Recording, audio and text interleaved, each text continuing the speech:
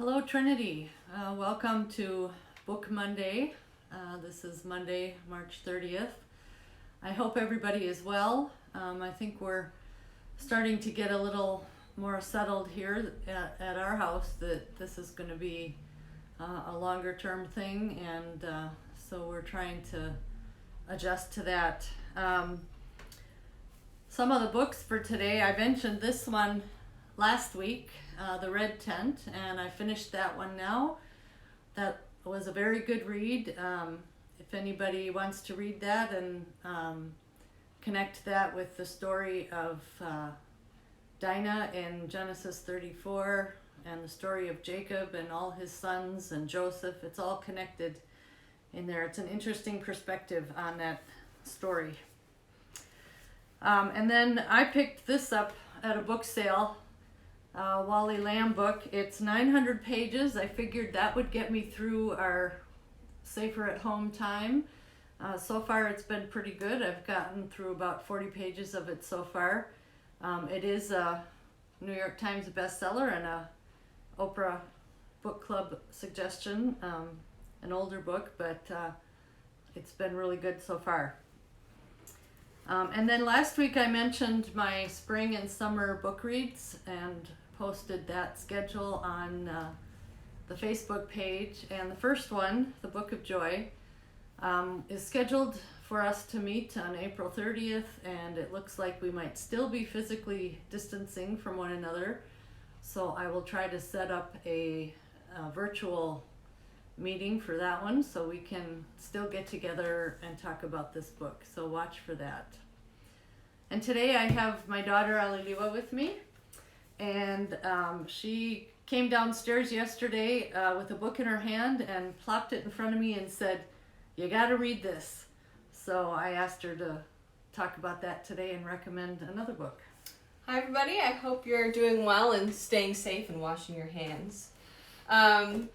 So the book that I told my mom that I thought she should read was One Coin Found by Emmy Kegler. She was the speaker at our last Synod Assembly, and I thought this book was wonderful. The way that it was written, you can definitely tell that she has a little bit of an English background. But it's a great story about the love of God for one, and it's a great autobiography for her about being part of the LGBTQIA community in the church, but then also a really nice coming of age story, especially if you're, all of us are still on our faith journeys, and that looks different for everybody, and there are going to be trials through that as well, and so I found this really comforting. So I wanted to recommend it to all of you. And that book's going to sit on my pile of books to read. So thank you for that. I want to close today with a prayer from another book that I enjoy. This is a book called Earth Prayers from Around the World. During this COVID-19 time, my youngest daughter talks sometimes about how, maybe the earth is getting a chance to breathe again because we've kind of stopped.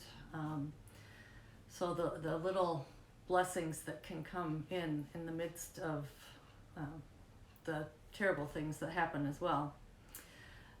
So this poem, or this prayer, is called a Hawaiian Prayer. Comes from Hawaii. May the earth continue to live. May the heavens above continue to live.